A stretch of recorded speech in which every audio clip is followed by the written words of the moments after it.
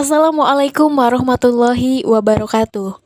Halo teman-teman, perkenalkan saya Tika Puspita Sariningsih, perwakilan dari kelompok 4, akan sedikit menjelaskan mengenai pertempuran Surabaya.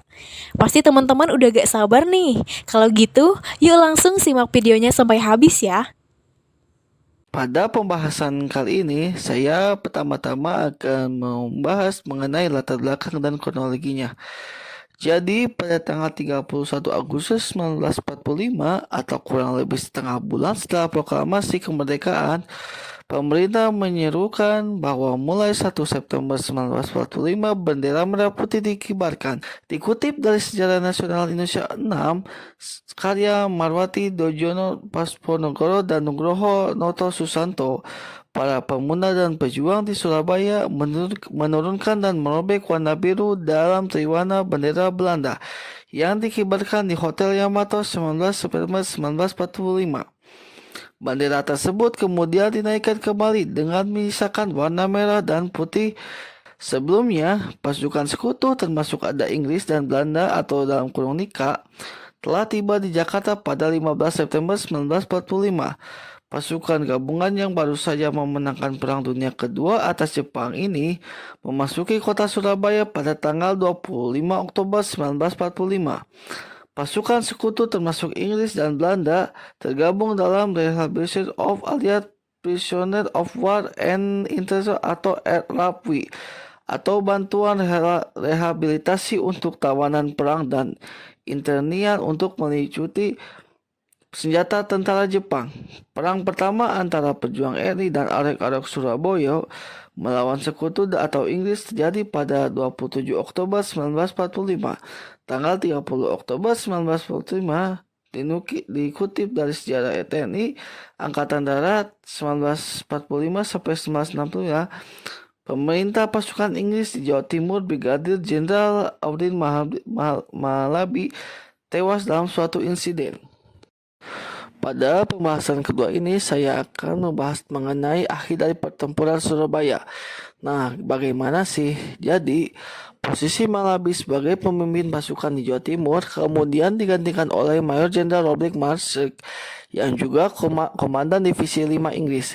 Mojokdo dalam Indonesia abad ke-20 1998 menuliskan, tanggal 9 November 1945, Mayor Jenderal Robert Marshall mengeluarkan ultimatum kepada rakyat Surabaya yang isinya antara lain, yaitu seluruh pemimpin Indonesia di Surabaya harus melaporkan diri. Seluruh senjata yang dimiliki pihak Indonesia di Surabaya harus diserahkan kepada Inggris.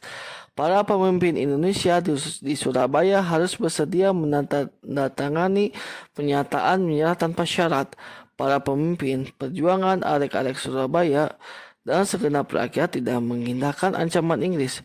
Maka terjadilah pertempuran besar di Surabaya pada 10 November 1945. Nah, setelah tadi mendengar tentang pembahasan dan akhir pertempuran, pada pembahasan selanjutnya saya akan menjelaskan tentang dampak dari pertempuran Surabaya ini. Bagaimana sih dampaknya? Nah, pertempuran ini telah menelan korban nyawa hingga ribuan jiwa. Surabaya pun hancur lebur. Salah satu tokoh yang berperan besar mengorbankan semangat perlawanan rakyat Surabaya dalam pertempuran ini adalah Bung Tomo. MC Rixpers dalam History of Modern Indonesia 1993 mencatat dampak dari peristiwa ini menewaskan setidaknya 6.000 sampai 16.000 orang dari pihak Indonesia. Sedangkan korban tewas dari pasukan sekutu kira-kira sejumlah 600 sampai 2.000 orang. Tak hanya itu, menurut Stanley World Kirby dalam The War Against Japan 1965, tidak kurang dari 200.000 orang yang terdiri dari rakyat sipil terpaksa mengungsi dari Surabaya ke daerah-daerah lain yang lebih aman akibat pecahnya pertempuran tersebut. Pertempuran ini juga menggerakkan perlawanan rakyat di seluruh Indonesia untuk melakukan perlawanan. Setahun setelah peristiwa itu, yakni pada 10 November 1946, Presiden Soekarno menetapkan bahwa setiap tanggal 10 November diperingati sebagai Hari Pahlawan dan diperingati hingga saat ini.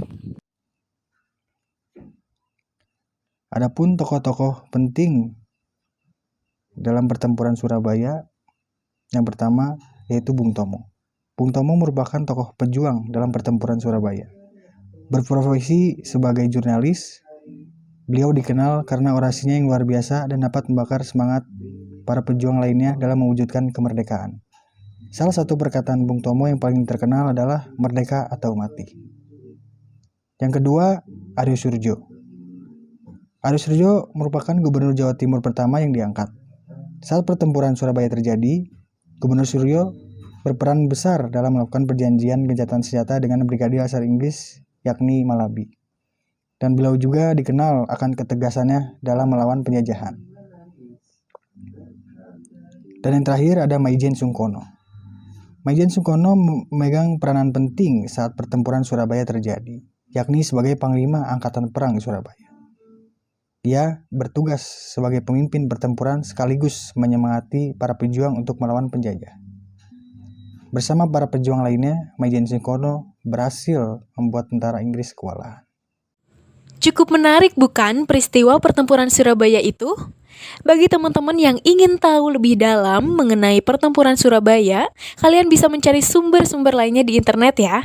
Mungkin cukup sekian penjelasan yang dapat saya sampaikan. Mohon maaf apabila ada kesalahan. Terima kasih. Wassalamualaikum warahmatullahi wabarakatuh.